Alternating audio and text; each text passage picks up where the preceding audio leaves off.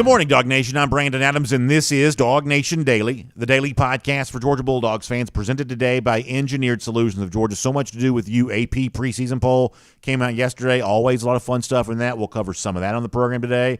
Georgia got some bad news in the recruiting world yesterday. Not unexpected, but still interesting in terms of where not just Georgia goes from here, but college football in general might be going from here. We'll tell you the latest on the kind of, I guess, behind-the-scenes rumblings with the five-star defensive lineman Williams Nwaneri's choice of Missouri yesterday. And we will continue to look at kind of where things stand with Georgia's preparations for the upcoming season after a scrimmage there on Saturday, specifically some pretty candid remarks from Kirby about what has kind of been Georgia's number one overall strength the last couple of years. How strong can that remain for the upcoming season? We'll hear from Kirby Smart on that today there as well. So we're going to cover all of that with you here over the course of our next few minutes. So happy to have you with us. Fun time to be just following college football because you really get the sense that the season is kind of here. All of the energy kind of pointing towards the start of September, the beginning of all this, and obviously Georgia with a shot to go for 3 in 23. We're proud of the last 2, but we're hungry for the next, and obviously around here, we're going to talk a lot about that. So what do you say when we get it all started? It is DawgNation Daily, the daily podcast for Georgia Bulldogs fans, presented by Engineered Solutions of Georgia. And it begins right now. Today's episode of DawgNation Daily is brought to you by Engineered Solutions of Georgia. Dial 678-ESOG now for a solution to your foundation and waterproofing problems. Presented by DawgNation.com. This is DawgNation Daily, the daily podcast for Georgia Bulldogs fans. Here's your host, Brandon Adams. For a long time, the Associated Press poll was a very big part of the overall college football story. In fact, even in our lifetime, you want to go back to the sort of previous era of the sport, BCS, back in the late 90s, early 2000s, the AP poll was a main component of the formula for how you played for the national championship. So we have lived in a time in which the preseason Associated Press poll is a very big deal because it was one of the building blocks for how you'd eventually win a national championship, and being number one in the AP poll essentially was the national championship for a long time. Kind of prior to that, the AP poll has had huge importance in the sport, even though if you want to go back to ancient times, it was clearly biased against the Southern and SEC teams. Nonetheless, it was always a very important part of the college football story. It seems like in the age in which we live now, in the final year of the 14 playoff, looking ahead to kind of future playoff expansion even too, the AP poll is somewhat less important because it's not an official part of anybody's formula anymore. And yet I still think it really matters because it's like one of the things we've had for the longest. It's one of the ways in which we kind of compare seasons across time. And frankly, it becomes a very interesting comparison at the beginning of the year to the end of the year for the simple fact that and I don't vote in the AP poll. They don't let people like me do things like that. But all the media types, for the most part, we just have a tendency to get things very, very wrong in ways that can't be foreseen at the beginning of the year. But at the end of the year, we almost always get things wrong in sort of a similar pattern, it seems anyway. And so from that standpoint, I'm just sort of fascinated by this. You've heard me say this a million times in the past, and I believe it's one of the truest things about the sport we all love, college football. It is very easy to project, but very difficult to predict. What I mean is, if I gave you a blank sheet of paper and said, hey, give me the top 25, and I gave somebody in, Eugene, Oregon, a chance to do the same thing, oftentimes our top 25s are all going to kind of look the same at the beginning of the season. There's a certain logic that sort of says, well, this team on paper would appear to be better than this team. And, we can kind of project who kind of should be in the preseason top 25. And for the most part, as we kind of, flow along in the season, we'll be kind of directionally accurate on that. That it's sort of obvious at first blush to say, well, this category of team is clearly way better than the rest of the country. And for the most part, we'll be directionally accurate on that. But if I said, okay, now drill down to the sort of specific granular detail and now tell me who the best of all is, and then tell me who's going to be second, tell me who's going to be third, and kind of start stacking them that way, we may be directionally accurate, but we are never going to be specifically accurate. If we were, we'd all be rich. That's true for the stock market, college football, pick'em contests, or anything else. That if we could get that specific with accuracy, then we'd be the richest people in the world. All of us would be, because there's money to be made from being right on predictions. But college football has a way of sort of staying a step ahead or two, even anyway, of the predictions that we want to make. And I'm fascinated by that. It brings me back every single year. It's just really, really good drama. I just love it. And I love it when my team's at the top, but I still kind of love it even going back years in which that wasn't the case. It's just fun to be entertained by all of this. But obviously for Georgia right now, there's a little bit different kind of thing at stake here because Georgia is trying to, as we say around here, go for 3 in 23. We enjoy the idea of go for 2 in 22. Those 2 twin national championships that Georgia has had, and the belief among many Georgia fans, those 2 trophies now need to buddy. They now need a 3rd trophy to kind of go with them, a 3rd straight national championship. And this is where the music changes and the tone of the conversation becomes a little bit different because I'm here to tell you, and you probably already know this, many of you do anyway, that as Georgia seeks to go for 3 in 23, it has a very big enemy standing in its way. It has an arch nemesis that is blocking its path towards this national championship.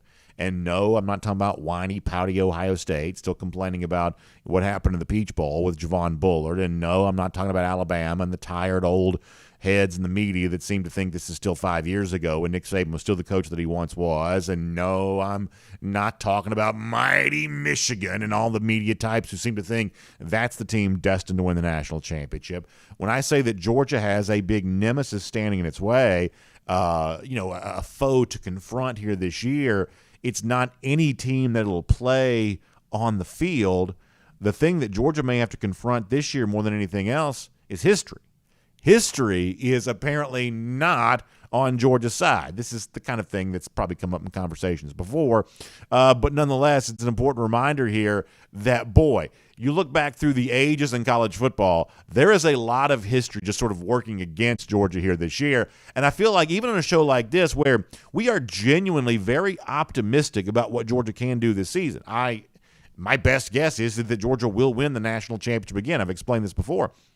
That in order to make a pick of someone else to win the national championship, I'd have to do 2 things. I would have to, first of all, make the case against Georgia, because when Georgia's done it the last 2 years, the burden of proof now rests on why Georgia won't do it here this year.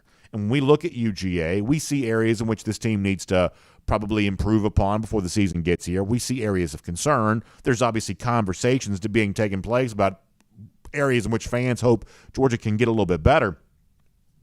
But there is no fatal flaw. Georgia was not a team like, say, LSU in 2019 that was so led by quarterback they can't even hope to be as good without Joe Burrow. That's what LSU would have been back then. Georgia got great play from Stetson Bennett the last couple of years, but Georgia was not a quarterback-dependent team, and so therefore the idea that Bennett's no longer here, that's not some sort of fatal flaw for Georgia. It's a question to be answered, but it's not an obvious fatal flaw in which Georgia cannot overcome. Same thing for the defense there, too. Georgia's obviously become the most dominant team defensively in the entire country, but they replaced 5 first-round picks in 2022 that had departed off the 2021 team. At least in terms of total results, didn't seem to skip a beat. So the idea this team can't replace a Jalen Carter or can't replace a Chris Smith or can't replace a Nolan Smith. I mean, frankly, we saw Georgia replace Nolan Smith before the season was done last year. He was obviously hurt and injured. Once again, players lost off the defense. That can't be a fatal flaw because we've seen Georgia overcome that kind of stuff before. So Georgia may have some issues. It may have some blemishes even, may have some areas in which it hopes to improve as the season goes along, but no obvious fatal flaw. On the flip side of that, what has happened for a program like Michigan, which is number 2 in the preseason AP poll? What has happened for a program like Michigan to believe they've now overtaken Georgia? Certainly not recruiting rankings.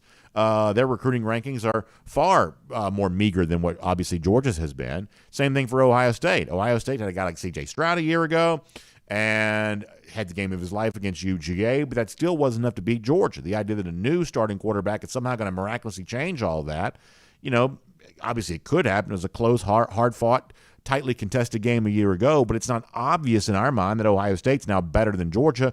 They're simply one of the teams that's competing alongside Georgia. Same thing with anybody else there as well.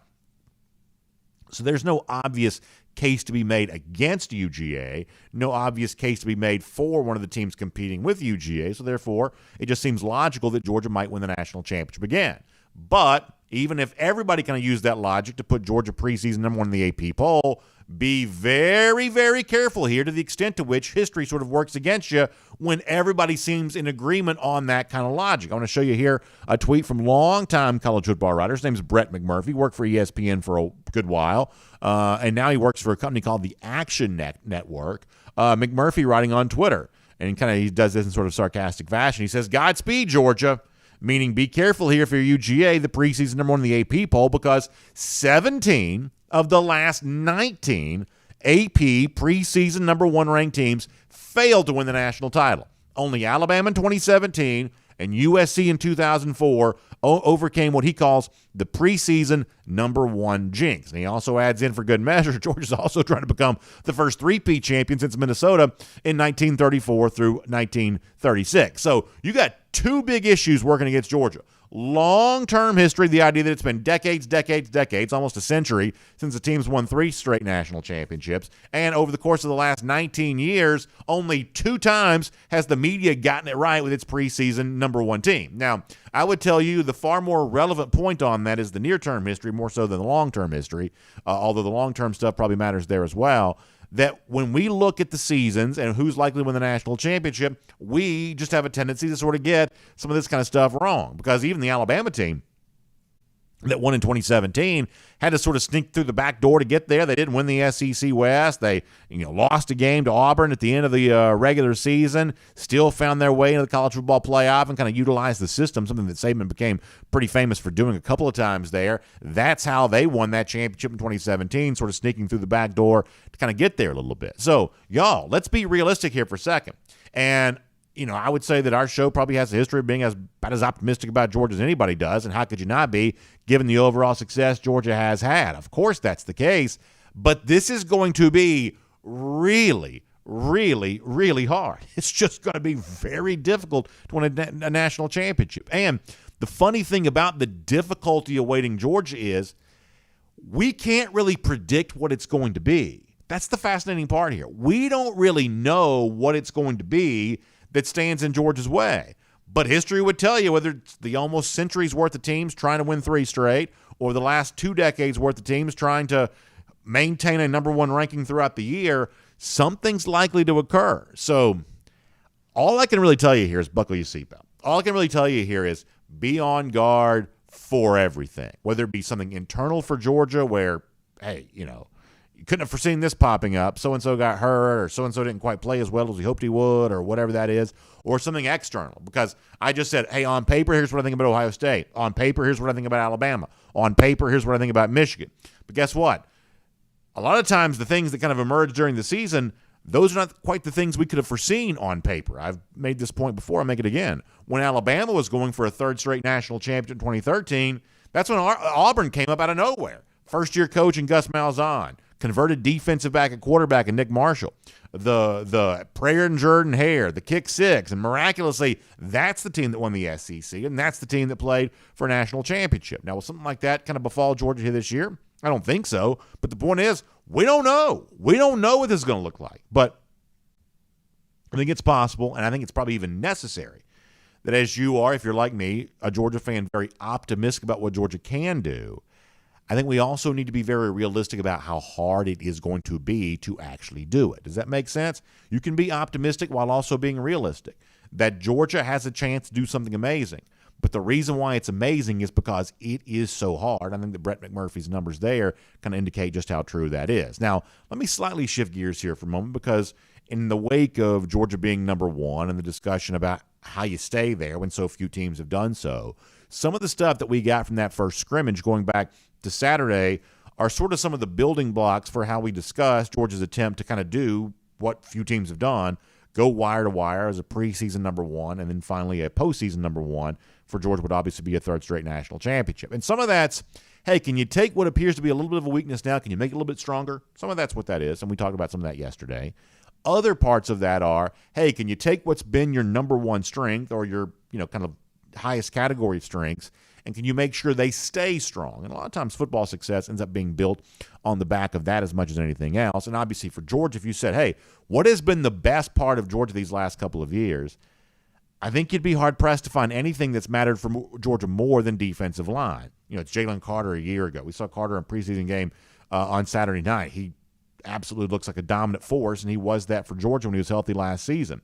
Go back to the year before that. It's Jordan Davis. It's Trayvon Walker. It's Devontae Wyatt. It's 3 first-round defensive, linemen on the same defense. Obviously, Carter was a part of that too. So Georgia's had this amazing defensive line performance over the course of its last 2 national championships. As Georgia tries to do the hard thing of winning a national championship again, as it tries to do the seemingly impossible thing of actually proving the media right and actually finishing a year number 1 when the media picked them to begin the year, maybe one of the most important questions along the way for Georgia being able to do that is, can this defensive line stay as good as it has been throughout all of that? So let me bring Kirby Smart into this, because Kirby Smart was asked on Saturday about the performance of the defensive line and kind of what he's seen from that group. And when you think about all that it's going to take for Georgia to go for 3-23 and finish number 1, the place that they start, according to the preseason AP poll, defensive line will play a big role in that. This was the very candid evaluation that Kirby Smart offered of his defensive line going back to Saturday. This is Kirby. We got some really tough, hard workers in there. I don't know that we have a dominant, disruptive, super hard to block guy. I think we've got to create that through our athleticism on the perimeter and our athleticism at backer. But we have some guys who believe in the core values of our defensive program, which is to strike blockers, knock the hell out of them, knock them back. I think Jordan Hall is coming along. I mean, he had a tough day today. He's got to grow up and be able to help us and play and be disruptive. But we have very good experience there, and we have very good toughness there when you count Nas, Zelo, Warren, and Jonathan Jefferson. Those guys have really pushed hard and give us 4 quality SEC players in there to help us. So let me use Kirby Smart's words there to kind of finish a point here and kind of put a more positive spin on maybe some of the negative history that stares Georgia in the face. That sometimes we have a tendency to be surprised for the negative of, oh gosh, so-and-so team that Georgia had to play turned out to be way better than we thought they were going to be, or so-and-so challenge that we didn't anticipate for Georgia turned out to be much more formidable than we expected it to be. Sometimes the way in which college football surprises can be for the negative, but not always. Sometimes the surprises this sport has for us are also for the positive too. You hear Kirby Smart, what was it that he said there? Something to the effect of, I don't know if we have a game record right now, or I don't know if we have just a dominant, whatever the phrase that Smart used. He said, I don't know if we have this guy right now. Well, guess what? Over the course of the last couple of years, there have been a lot of moments in which we started the season saying, I don't quite know what Georgia has in so-and-so. And come to find out what Georgia had in that player was really phenomenal. And that player was far better than we sort of realized that he was going to be, had the capability of being, and we ended up being positively surprised there as well. So that's kind of a fun thing about this, is that we're on guard for anything.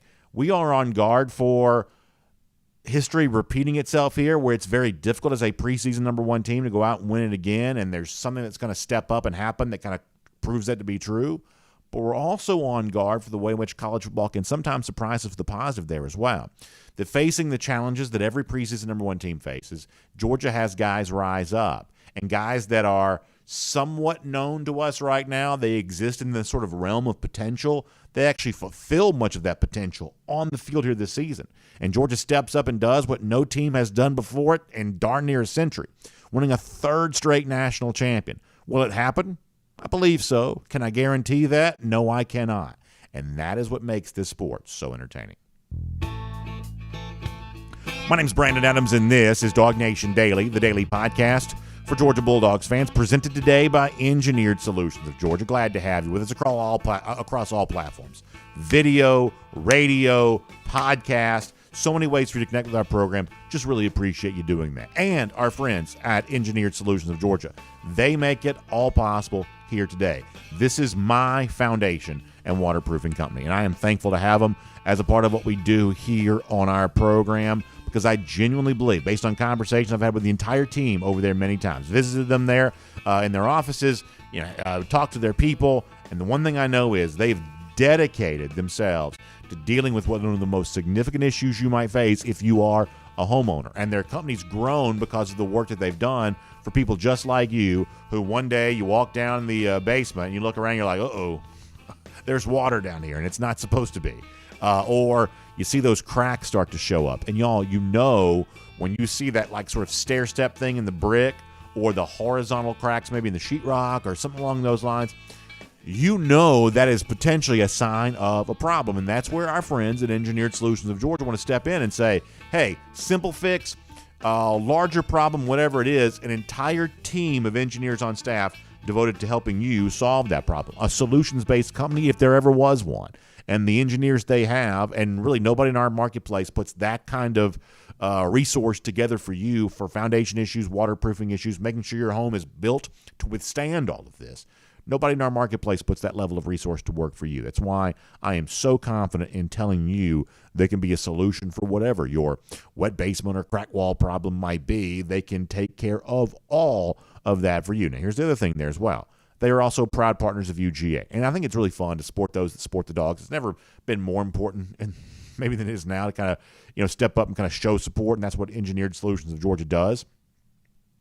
And so when you support them in a roundabout way, you're also supporting UGA there too, which is kind of a cool thing. So please give them a call. If for no other reason, they're also longtime friends of ours here on DawgNation Daily there as well, and I am truly, truly grateful for that. So give them a call, 678-ESOG now. That's 678-ESOG now. Engineered Solutions of Georgia can be a solution for your foundation and your waterproofing issues. All right, we're going to get Connor Riley here coming up in just a little bit. We'll talk a lot of things with Connor here today, but prior to that, I do want to go around the DawgHouse. And let's talk about the big news yesterday as it related to UGA recruiting. Not unexpected, but also not good news. Williams Nwaneri, 5-star defensive lineman who Georgia had been a factor with, and certainly kind of down to the wire in his recruitment. And Nwaneri at one point in time was going to commit on August 1st, right? And it was like August 7th, then finally got moved to August 14th, which is obviously yesterday. And Georgia was trying to win that battle. Missouri had been the factor. Oklahoma had been a factor. Georgia was trying to kind of keep itself in the conversation there for reasons I mentioned before, all the great defensive line success that Georgia has had. Georgia was trying to do that, but ultimately it was Missouri that sort of won out here for Nwaneri. Many of you kind of have a pretty good idea of how it was Missouri was able to win out here. We'll talk more about that in a moment. I want to show you this first of all. So there was video, and I saw this 24/7 Sports, but pretty much everybody had it. I want to show you a still shot here of, you see Drinkwitz, he's jumping up, he's celebrating, he's wearing camouflage shorts.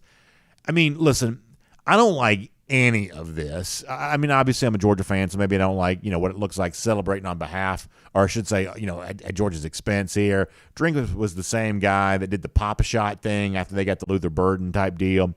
But this whole deal to me is contrived. There's so much media stuff out there that just sort of seems fake and unreal. And don't you get allergic to some of that kind of stuff at times?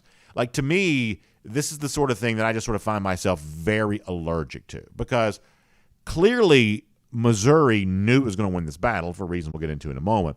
Clearly, Missouri knew it was going to win this battle.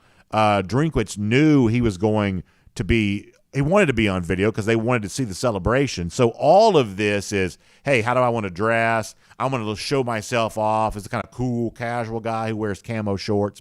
Is there anything about Drinkwitz from the shoulders up that makes it seem like he'd be wearing camo shorts or should be doing that? No, of course that's not the case. This is, once again, sort of a contrived manner of dress as a way of making it seem like, I just threw something on and came over here to be a part of this video, as opposed to, hey, knowing we're going to do a video of what's going to be a pretty good moment for our program, a rare recruiting win, something that Missouri almost never has unless there's some sort of mitigating factor involved.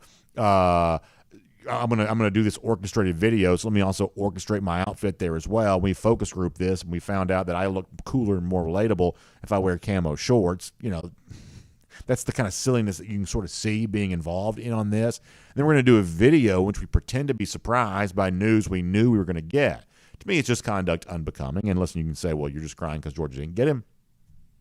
As a Georgia fan, obviously, I would love for Georgia to got Williams Nwaneri, but this is the kind of thing that makes Missouri as a program look small. And if they got Luther Burden on the offensive side and they got Williams Nwaneri on the defensive side, ultimately it's still a small program that happens to have a couple of 5-star recruits here. And I think Drinkwitz's behavior is one of the reasons why, as a program, they look small. And frankly, Drinkwitz himself, I believe, comes across looking a little small in all of this. But nonetheless, that's the video they wanted to put out there on that. Now, a lot of Georgia fans are very much of the belief that NIL was a huge factor in the decision for Nwaneri to go to Missouri instead of going to Georgia. And part of the reason for this is something our DawgNation recruiting insider Jeff Sintel said on our program going back to Friday, that the state of Missouri, where Nwaneri happens to hail from, has some NIL laws in place, not rules, but actual state laws that kind of benefit the in-state school in the rare moments in which Missouri has the kind of prospect that's being chased nationally by top programs, that Missouri state law very much benefits the in-state program. This is what Jeff Sintel said about that on our show on Friday. Take a listen to this. I'm paying close attention to a recent NIL legislation in the state of Missouri, Brandon, where players that sign with the in-state school can start receiving NIL monies immediately while they're still in high school, and that's kind of an agenda setter right now for a program that wants to keep their key blue chip prospects in state. And what I'm hearing, Brandon, I'm just going to be frank and honest. I'm hearing there's an significant NIL portion of this recruitment right now, and we all know Georgia is not going to be the highest bidders at all when it comes to an NIL recruitment, no matter how good you are. I think that last statement from Jeff Sintel is the kind of thing that sort of hangs in the air a little bit and gives Georgia fans a reason to sort of consider what's going on there. Jeff matter-of-factly stating that Georgia is not going to be the highest bidder in an NIL influence recruitment, no matter how good the player is. And by the way, in this case, Nwaneri is ranked as the number 1 overall recruit by the rating service known as On3. They've got Nwaneri as the number 1 player in the country, and Jeff says even for a player of that magnitude, Georgia is not going to be the highest bidder in an NIL-related situation. And a lot of Georgia fans are left to wonder, okay, B.A., well then what does that mean? You know, what does the future look like for Georgia if, much like the K.J. Bolden thing, which we're led to believe that NIL was a huge factor there, an exorbitant fee, some of the stuff you've heard on message boards, I've been told by serious people is likely in some form or fashion true, that it was a kind of previously unforeseeable number that won that battle for Florida State for K.J. Bolden, at least for now. In the case of Nwaneri, we're led to believe it must be a very sizable number indeed if a guy like that would choose to go to a place like Missouri and flounder when he could come to a place like Georgia and have a chance to succeed at the highest level. Not that Nwaneri himself as a player will flounder, but Missouri as a team, that's all they've ever done, all they ever will do. So, from that standpoint, if they're able to win this recruiting battle, then it must also be a very high figure that allows, that to go on. And so if you're a Georgia fan, you're led to wonder, well, gosh, does this mean that recruiting has changed this much, that Georgia's not able to kind of lean on its success, not able to kind of point to its proofs of concept of, look at this guy in the NFL and that guy in the NFL and that guy. Does it mean that things have really changed? And I would say that to a degree, I think it has changed. I think that the presence of NIL and recruitments like this have led to sort of a new era in all of this. But I truly, genuinely believe that does not necessarily have to be a bad thing for Georgia. In fact, I think that Georgia's sort of pathway to success here moving forward is to kind of take a page from what also is working in the NFL. You want to go back to NFL scouting combines throughout the years, or probably better said, like the Georgia Pro Days, things like that. Think about how many times you've seen Bill Belichick in Athens before. And you've got the pictures of like Kirby and Belichick together. There was the viral moment a year ago when Kirby Smart was sort of relaying something that Bill Belichick had said about the kind of defensive lineman he's looking for. And there's the moment like going back to 2019 when Belichick, when the Super Bowl was in Atlanta, said some nice things about Kirby Smart and the way that he builds his program, things like that. There's this little bit of a tie-in that has seemed to exist between Kirby Smart and Bill Belichick, two coaches cut from similar cloth, tough-minded, committed to the sport. They seem to be sort of similar dudes in some ways. Well, look at how that Bill Belichick has, through great success, built the New England Patriots. How many times have you seen the Patriots trade down in the NFL draft? How many times have you seen the Patriots take advantage of dumb GMs who want to go all in on a big-name, high-ranked player because they believe their scouting is so correct and so accurate? And Belichick's been more than happy to kind of accumulate third and fourth and fifth-round picks over the years. And it's really from that part of the draft that Bill Belichick has built the kind of roster that has allowed him to win the Super Bowl over and over and over again. Obviously, having Tom Brady helped. I'm not saying it didn't. But there's an aspect of the New England Patriots' success for many years that was more than just Brady. It was also Belichick's ability to kind of be judicious in his personnel decisions as he populated the rest of the roster. Now, I don't believe that Georgia's going to become solely a team that has the college football equivalent of the sort of mid-round draft picks, but I do believe that has also been a part of the success that Georgia has had. Javon Bullard was not a guy that people knew much about before he came here, one of Georgia's best players. Jordan Davis was not a guy on the recruiting trail that necessarily generated a lot of interest, but became one of Georgia's best players. Ladd McConkey in the offensive side of the ball. Stetson Bennett may be the best example of that, maybe perhaps of all, but on and on you could go. And in the future, I do think the very best teams are obviously going to win their share of recruiting battles, because when you've had as much success as Georgia has had, great players are going to want to be a part of your program. But they're not all going to want to be a part of your program if there's some outsized, heavy dollar offer coming from either the in-state school or the school that's just sort of desperate to win a recruiting battle or whatever else. There are going to be more of these moments in which financially it wouldn't even be wise for Georgia to match the offer that's out there, because all they'd do is just drive up the price more, or they can't win it anyway because the team on the other side of that negotiation is just so desperate for the win, they'll throw out whatever dollar figure they have to do. So if you're Georgia, you sort of have to figure, okay, what is our next plan then? What do we hope to do? And as I said, I think there's a certain aspect of how NFL rosters are constructed that's going to matter more here at the college level there as well, where you're going to have to try to collect as many elite players as you can and also be very good at how you evaluate the other players available to you and find what other programs miss. The good news is no one's been better at that than Georgia has been. And the overall, I think, picture here is that Georgia has been, I believe, the very best program when it comes to a recruiting standpoint in college football the last few years. I don't think that's likely to change. I truly don't.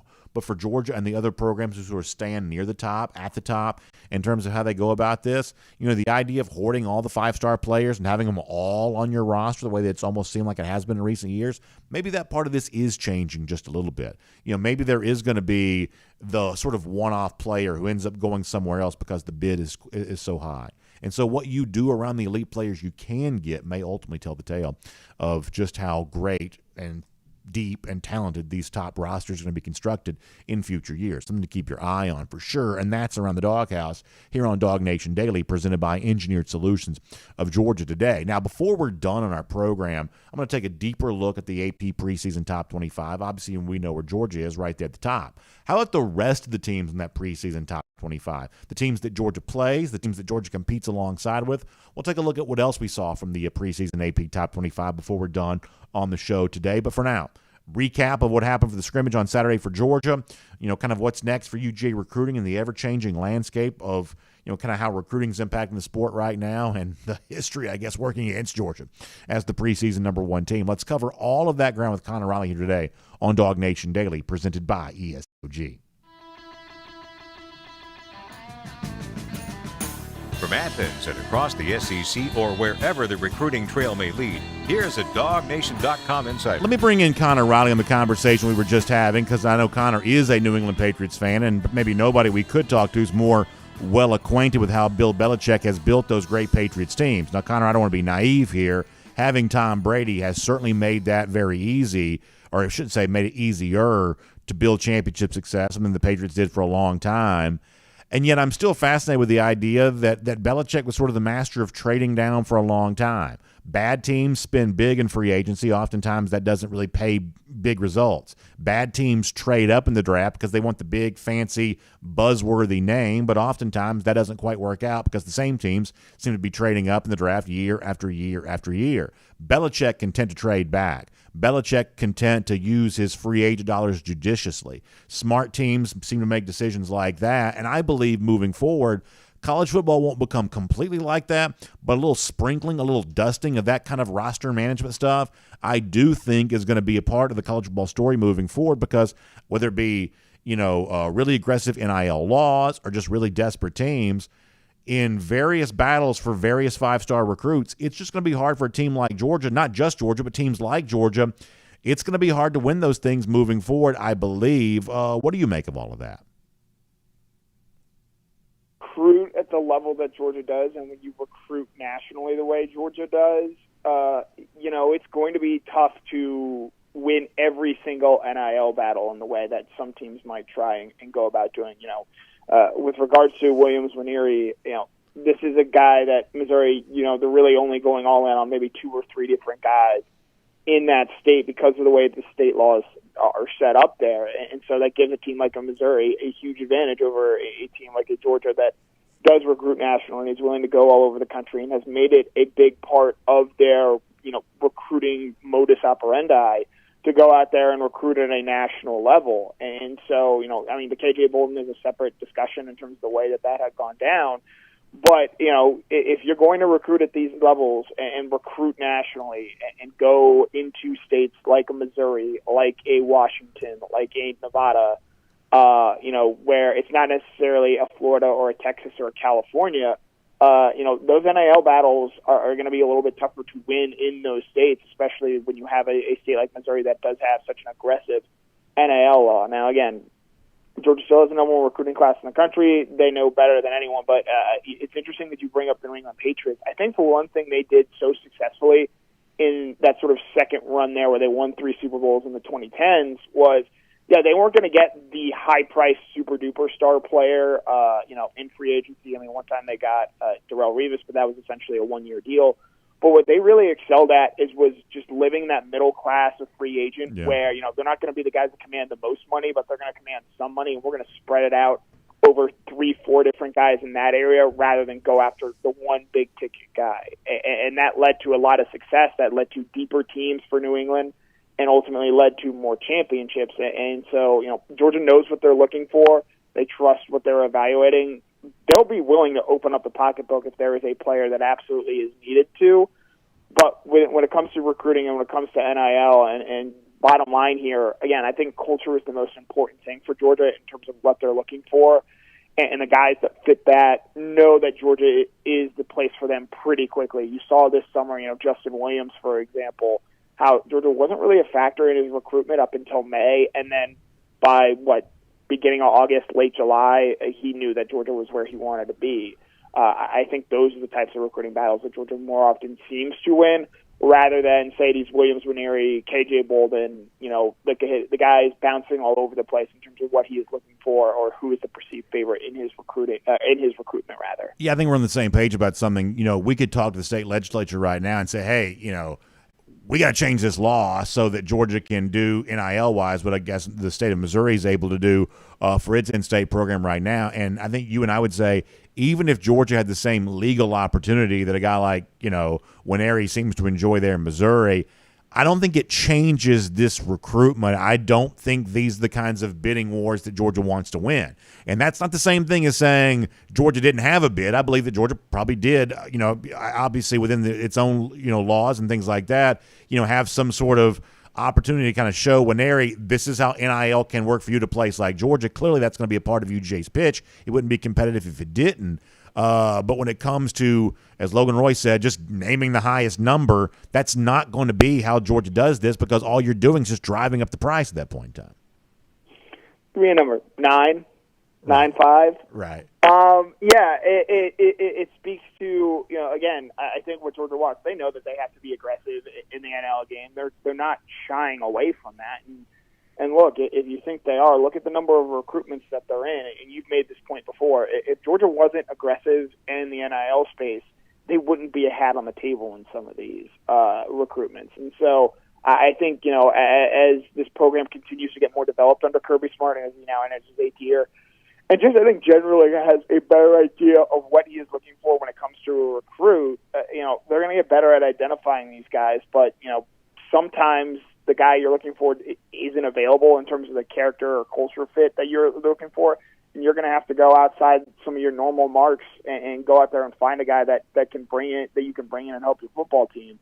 And so it's a balance that Georgia's going to have to walk. But again, they still have the number one recruiting class in the country. They're going to win more recruiting battles than they don't. And at the end of the day, like, sure, this isn't going to be the greatest recruiting class of all time like we thought maybe potentially could be in June. But it's still a really talented class, really deep on the offensive side of the ball. And defensively, you still have some real studs there at each level of the defense with Joseph Jonah at the defensive line, Justin Williams at linebacker, and Ellis Robinson at the cornerback position. Moving on to what happened in Athens on Saturday, Connor, I think my best takeaway in all of this is it appears to be sort of business as usual. Kirby Smart's never happy after the first scrimmage. It's really, really hot after every one of these August scrimmages. The team has to sort of fight through that heat. Some guys did it better than others. I mean, you could have made that almost any year that Kirby Smart's been here.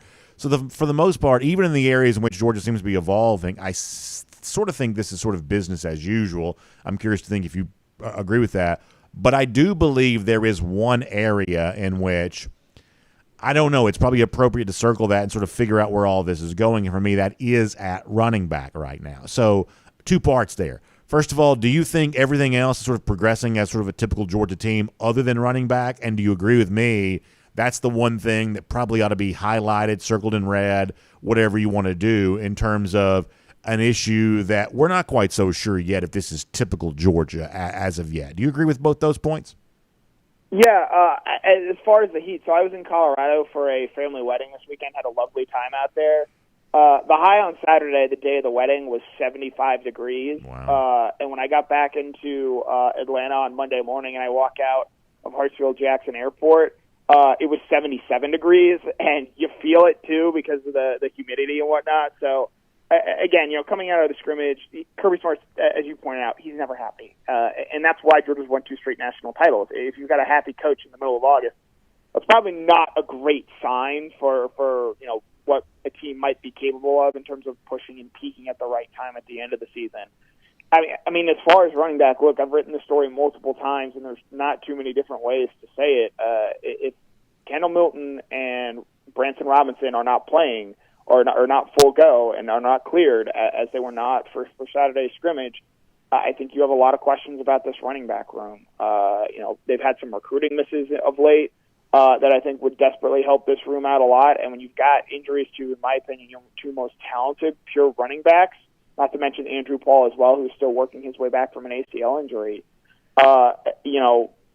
there's not a dynamic option in that running back room as currently constituted. We'll see if Milton and Robinson are able to be healthy enough to do that. But I think Georgia's really going to have to rely on the pass this year. And again, there are some concerns with that with having a first-time starting quarterback. But, the years of Georgia being able to just get the ball to Zamir White, James Cook, or dump it off to a Kenny McIntosh, I don't think that's going to be the case in 2022. I think it's a big reason why you've seen Georgia go out and have such recruiting success in this cycle and landing 3 really talented running backs who can all do very different things. Part of that sure goes to Del McGee's recruiting ability and Georgia's ability to sell those players on what they can do here.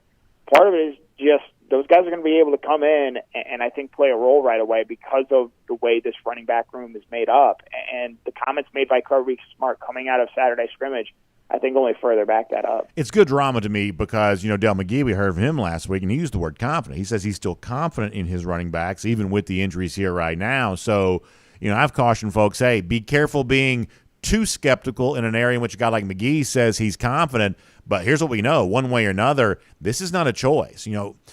You can't coach around or scheme around running backs for an entire year, not in the SEC. This could, if it's not good, end up being a fatal flaw for UGA. Now, I don't believe that it will be. I guess I believe that someone like McGee, who's been around for a while, that eventually he's going to find, a group that works, or, someone like Kendall's going to shake off the hamstring, or maybe Branson's going to be back before it's all said and done there as well. So, I'm not quite ready to be fatalistic on this as of yet, but I am quite sure that if Georgia is not good at running back, it's not winning the national championship. They'll just be taken out at the legs by some of the teams they face in the SEC. Forget the playoff.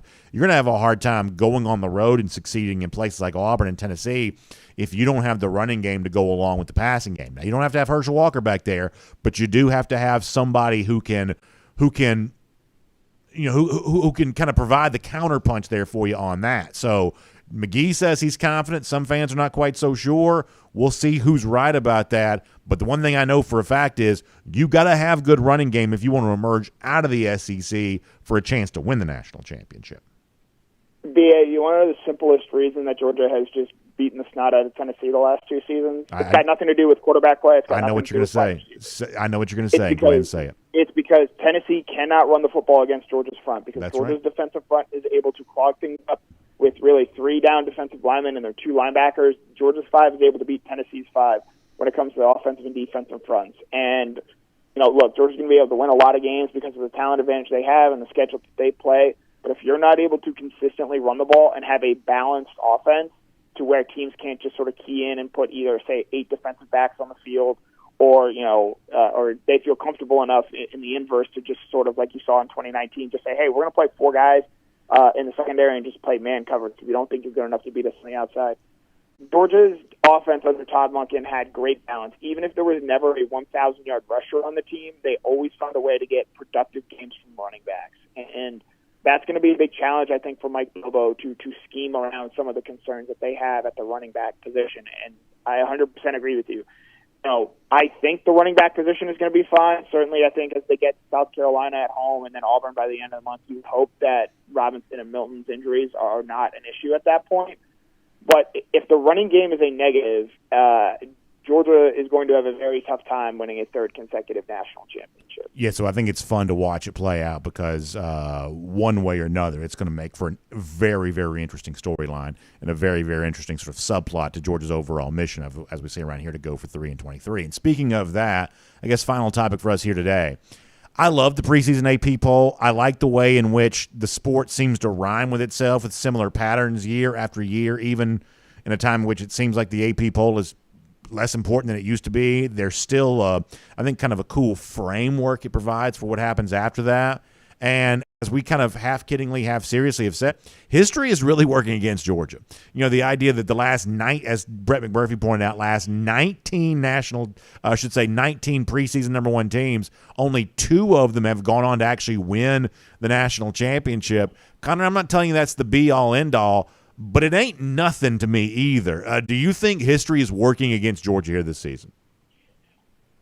No, I don't, because, I don't know, if a few more voted, now obviously, so many, Georgia had, I think, 60 of the 63 first-place votes, but, if a few more voters think that Michigan is the number one team in the country because they choose to listen to hamburger liar Jim Harbaugh, I don't understand how that has, a season-long impact on whether or not Georgia can win a national championship to that point. And so, that's something that is outside of the realm of control of this Georgia football team. But, to that example, I'd point out the last number one team to win a national championship at the start of the season as number one team was Alabama in 2017, and that team got a lot of breaks in that they didn't even win their division or much less conference and still got into the college football playoff. And so, look, you need a lot of things to go right. While yes, you're right to point out, 2 of the last 19, have started the season from number one and gone on to win the national championship.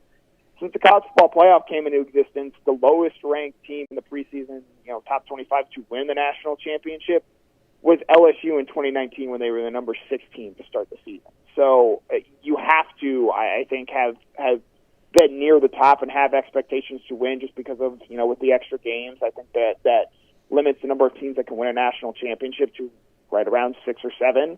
And so you have to sort of be somewhere up there. And look, when you've won the last 2 national championships, it's hard to go against having Georgia as the number one team in the country. So, doing what they're going to try to do is always going to be difficult. And if, being a number one team to start the season adds another level of difficulty to it, I'm sure Kirby Smart and Georgia are fine. Just add that pressure to us. Pressure makes privilege. And I want to be clear here. I don't believe it's a jinx, right? I don't believe there's some sort of mystical power working against the preseason number one team. I really don't. But I do believe that smart people are aware of what they don't know. It's what Donald Rumsfeld used to call the known unknowns. I do think we have to anticipate some unknowns here. And when you see the sort of, mysterious unknowns befalling number one teams year after year after year, at the very least you have to be on guard for it, whether it be something internally with Georgia or externally because some opponent rises up in a way we can't foresee right now. That we have to be on guard for that, for those of us who want Georgia to win the national championship or those of us who just sort of plan on covering it. Got to be on guard for those unknowns to emerge, and ultimately Georgia's ability to kind of make history is going to be determined by how well they conquer all of that. Right. It's the quote at the beginning of The Big Short. It's not the unknowns that kill you. It's the things you think you know that just prove not to be true. That's exactly right. And so, again, we have some assumptions about this Georgia team that, the offense is probably going to be fine with Carson Beck stepping in there. What if that proves not to be the case? Defensively, they bring back a lot of talent, but, are you sure you can sustain that level of loss on the defensive line to the NFL? 4 first-round picks over the last 2 years, that's really tough to replace. And so, at a certain point, all this sort of comes together and catches up with you. Now, we'll see if Georgia's able to keep innovating and stay one step ahead of the curve. I believe in Kirby Smart, but I'll tell you this right now. I do not feel as confident that Georgia will win the national championship as I did a season ago.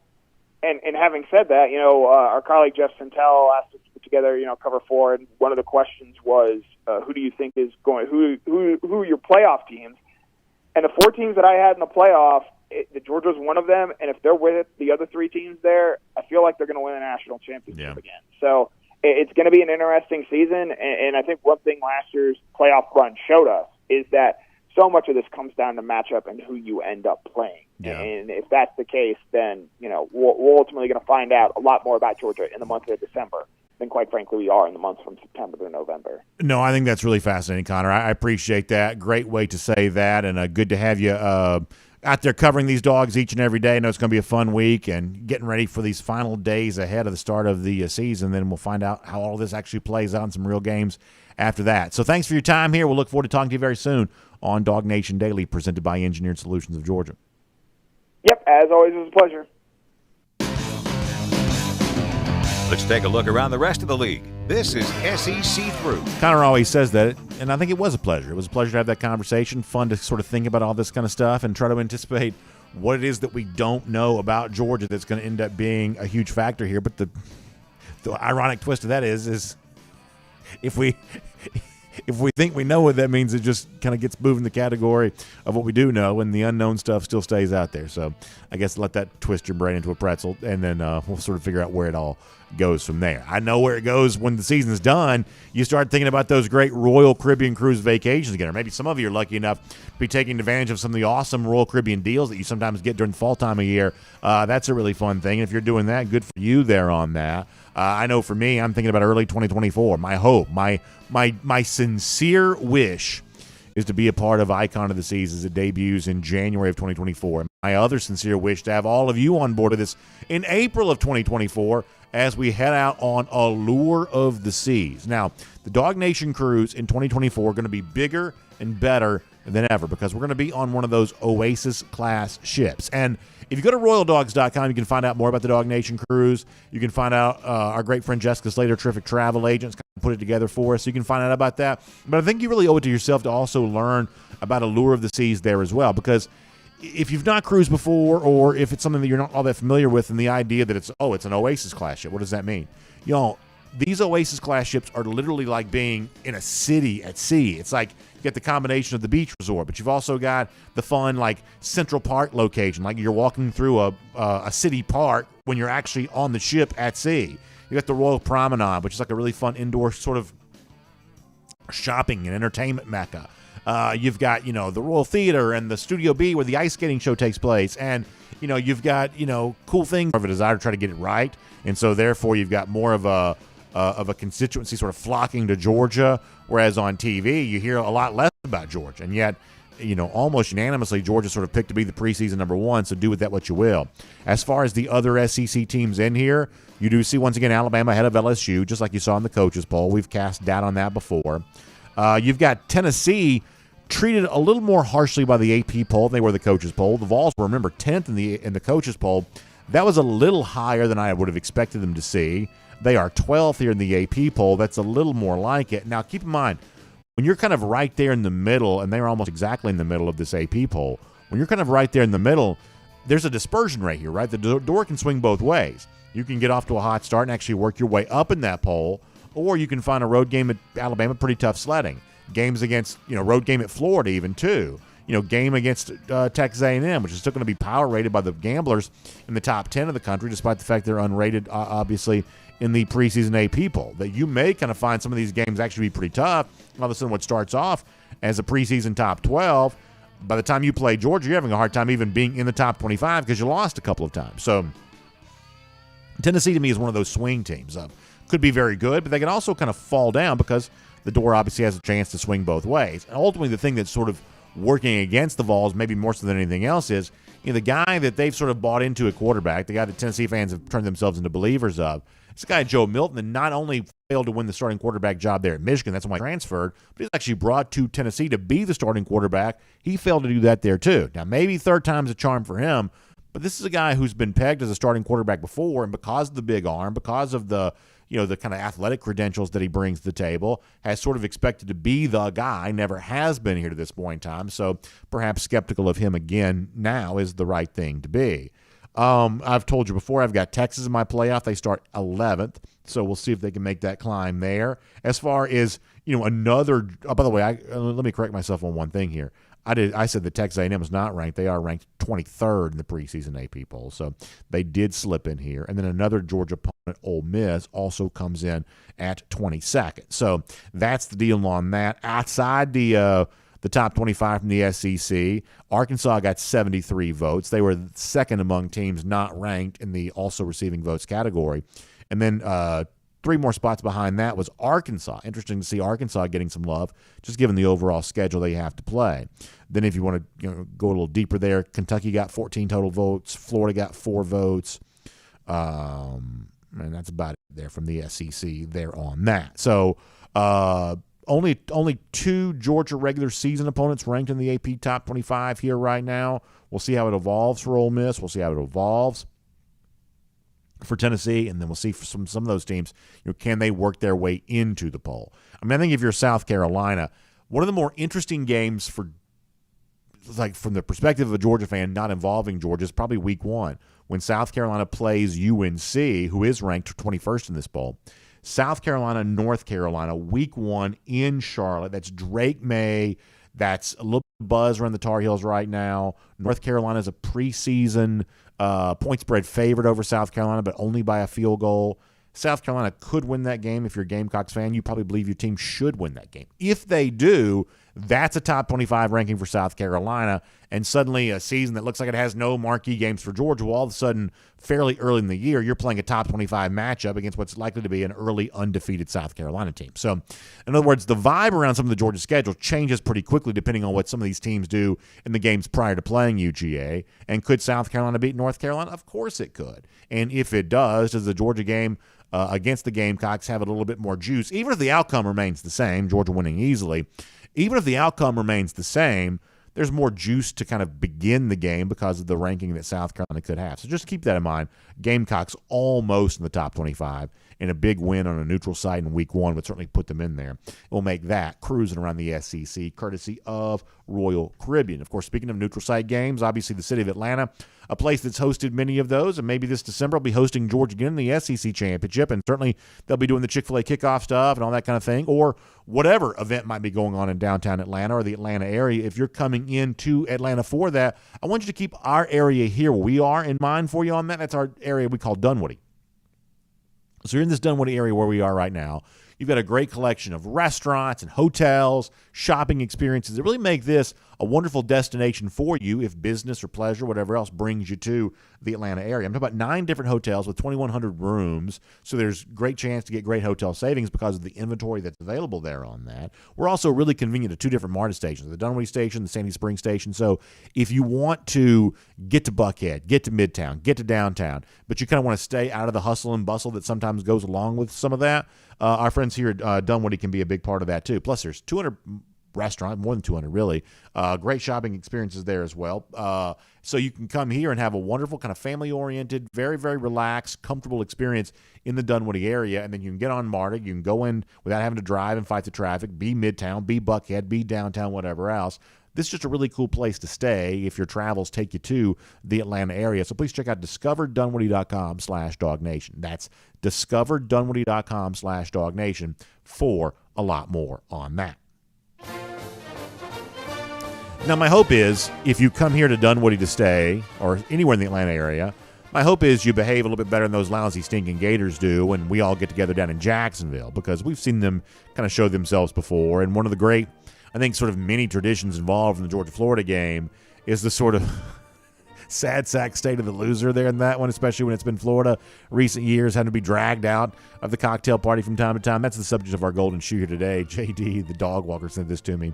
It's a video. I took a screenshot of it, but it's a video of a guy being dragged on top of a cooler out of a party area. JD saying this is Florida fans leaving the world's largest cocktail party after another loss. It certainly looks like it. It appears to even be jean shorts there as well. So truly authentic in all of that. Very good by JD. We will give him a golden shoe for that because it gets us excited to think about another rendition of the cocktail party coming up in just a few days. In fact, how about Gator Hater Countdown, the number of days away? We're getting pretty close to that now. Just 74 days from now, Georgia back in Florida, beating up on the lousy, stinking Gators again. That is our Gator Hater Countdown. We will see all of you back here tomorrow for DawgNation Daily, presented by Engineered Solutions of Georgia. We'll look forward to talking to you then. And on video, time now for the R.S. Andrews Cool Down. R.S. Andrews, the one you turn to for your air conditioning, heating, plumbing, electric needs. They'll show up on time. They'll do the work that's promised, the price that's promised. You can trust them on all of that. We'll take your comments here. We probably will not go crazy along today. At least hopefully we got a lot to do. So we'll see how that goes. Let me go to Facebook first today because I don't believe I've started on the Facebook side here in a little while. On Facebook, Oak Hill Student Worship and Arts Team says the national championship runs through Athens this year. Someone's going to have to beat UGA to win it. I like that. James Crump says he thinks that Florida State's going to lose to LSU, but then run the table and make the playoff after that. Obviously, given where Florida State's ranked, they're going to have a chance to do that. I believe that Jordan Travis is one of the best quarterbacks in the country, so kind of signal caller that gives you a chance to do that. Here's the one thing, though, and let me look at this again. So the one thing that the coaches poll had was Florida State ahead of Clemson. Did the AP poll have that? Yeah, so same thing. So you got Florida State 8, Clemson at 9. And on the one hand, I kind of get where that's coming from. Obviously, as I said before, there's more buzz around Florida State, similar than there is around Clemson. But this is one of those deals where I'd want to be real careful here for a moment because Clemson has still been a better recruiting program than Florida State has been. Plus, Florida State hasn't beaten Clemson in the last 7 years. So even though you got Travis and you got a little bit of buzz around Norvell right now and a big showcase week 1 game against LSU where they'd have a chance to prove something, they won that game a year ago. And for the most part, I'm more high on Florida State than not. In other words, I'm not a Florida State doubter or anything. I think it's probably a pretty good team. But you look at their overall blue chip ratio, I believe it's only about 35%. Clemson's still going to be much higher than that. Clemson does bring in the offensive coordinator, Garrett Riley, to kind of fix what's really been their fatal flaw the last couple of years. I sort of get the impression, even though I am generally speaking fairly bullish on the Seminoles overall, I sort of get the impression that there's a little bit of a too much too soon thing for Florida State on that. That I think it's possible to be a good team without breaking through to the playoff level, and I think that may be what Florida State is. A good team, a very tough out for anybody, including LSU in week 1. But for me, not quite a playoff team as of yet. But I get where you're coming from, James. I do. I think that's a strong take. I sort of got some doubt on that, at least for right now. Let me go back into our comments here. Matt Rukavina says Vegas got UNC right now 2.5 over South Kakalaki. That had been 3 a little earlier. So that's dropping a little bit. So maybe, and the Utah score has the spread has really dropped. At one point in time, Utah, I mean, you could find it above 10 some places, and it had been consistently been 10 for a while, and now it's starting to drop there a little bit. Utah just a 7.5 point favorite. Now, that half point obviously is a very big deal because 8 and 9 are sort of dead numbers a little bit. I mean, I guess you do see some, obviously 7's a key number, 10's a key number, and anything in kind of between that and sort of the 8-9 range is a little bit more of a, once you're 7.5, it doesn't really matter again too much until you actually move up to 10. But 7.5 is a pretty big drop from where that was in kind of the look ahead stage. But for those of you who do involve yourself in the point spreads, the gambling, things like that, that the early summer numbers, you can't make big bets on those games. That they're interesting from a conversation standpoint, but you're not probably getting rich betting, even if you had expertise, you're not getting rich betting those early season, look-ahead games because they're just not taking very large bets on them. In other words, the sports books aren't quite so sure they trust their number as of yet. When you get a little closer and the bet limits start to go up, that's when the spreads start to tighten themselves here a little bit. So Florida getting a little bit of love there. South Carolina probably not all that surprising me. Frankly, I was a little bit surprised to see UNC as a field goal favorite going back to the early summer. So perhaps some of this kind of stuff sort of shaking out where it was always destined to, as in many cases the bet limits start to go up.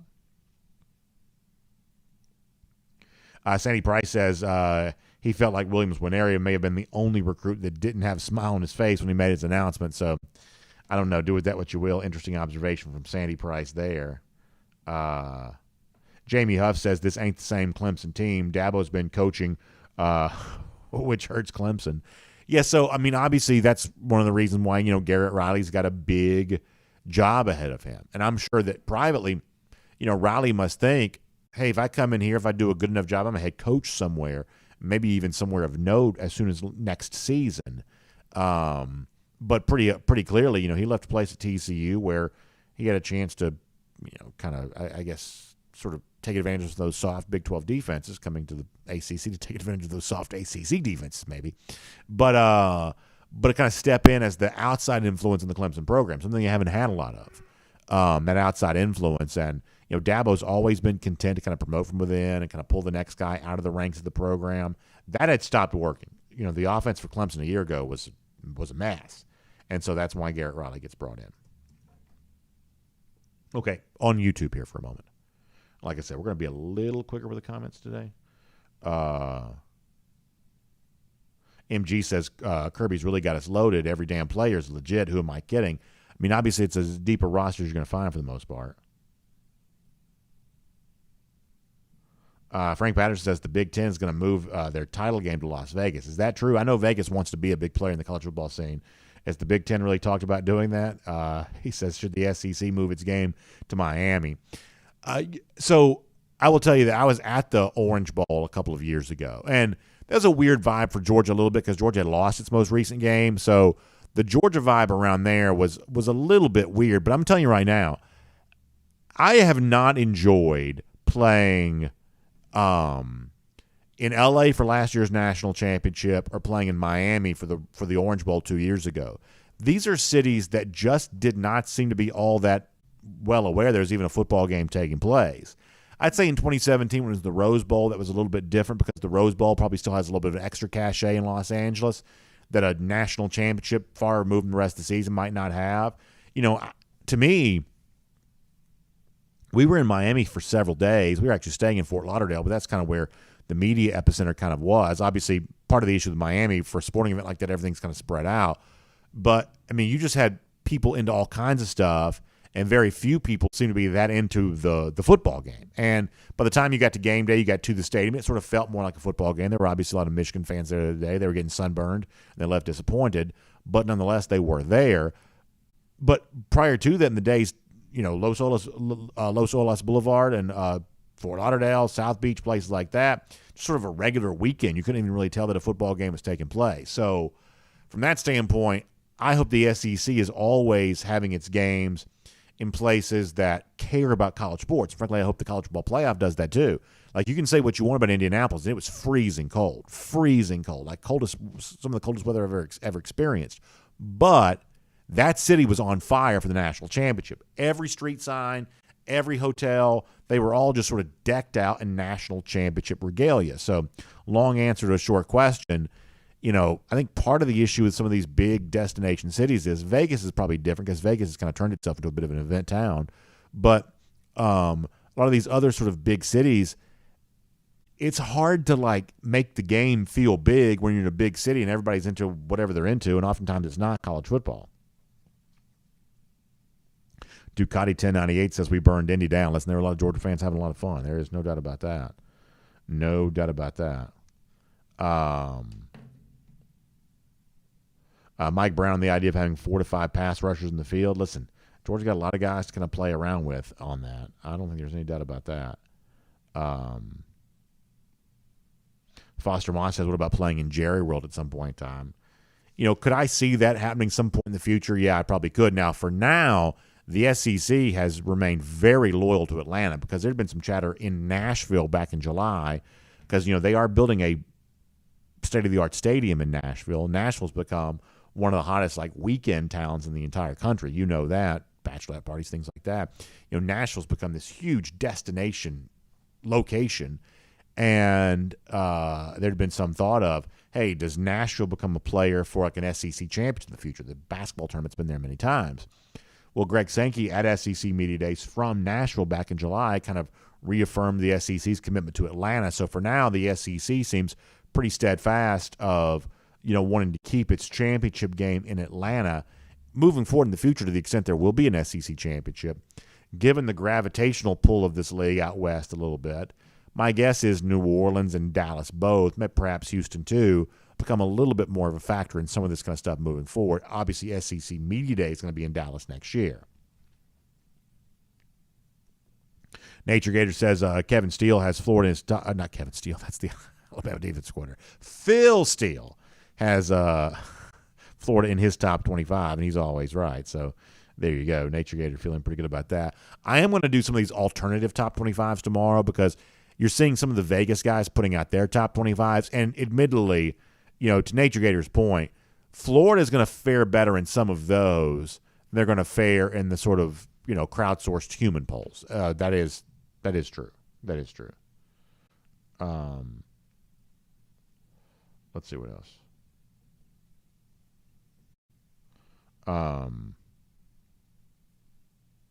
Paul Moon, the subject of Damon Wilson. Yeah, I think that Wilson could. If I had to guess, I believe that Wilson's likely a little bit ahead of Mpemba. If I had to guess, but that's probably just a guess. But I would believe that Marvin Jones Jr. may be ahead of them both. That's just my best guess, though. Let's see what else. DMart42, however, says he believes that Mpemba's underrated. He's going to be so dangerous on special teams this season. I'm hyped to see someone like that develop, which I would agree with, too. Spencer Clark says we, as Georgia fans, never saw the best of George Pickens. I think that's true. I think it's one of the real shames, right? Think about the total number of games that Pickens played significant snaps into Georgia. It's actually a pretty small number. And that's why I've said, I believe that George Pickens is the most exciting player I think that Georgia's ever had. And people say, what about Todd Gurley? And I understand the comparison there. It's a fun argument for a reason because there's obviously other answers that would make sense. But for me, on kind of a pound-for-pound per capita basis, I don't know that anyone ever produced more exciting moments for the good and maybe sometimes not quite so good. I don't know that anybody produced more exciting moments than Pickens did, just given the sheer scarcity of his time on the field here at Georgia. It's really pretty amazing.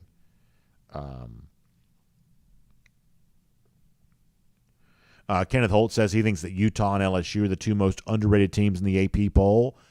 I can listen to that. Certainly the case of LSU, I've made my case for them before. As far as Utah goes, I could listen to that.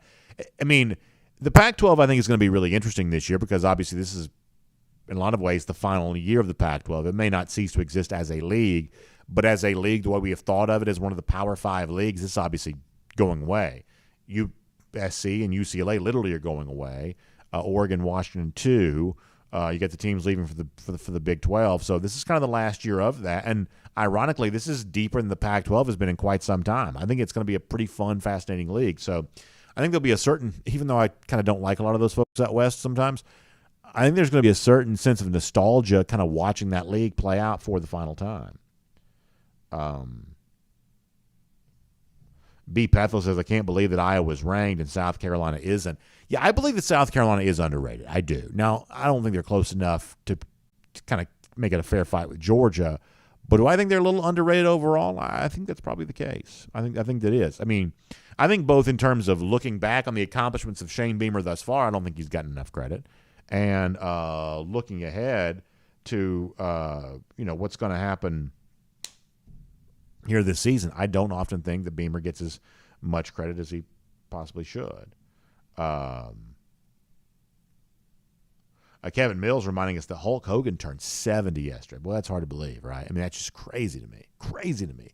And I think the thing that, obviously, if you rewind back to like the 80s when Hogan was, doing what he was doing.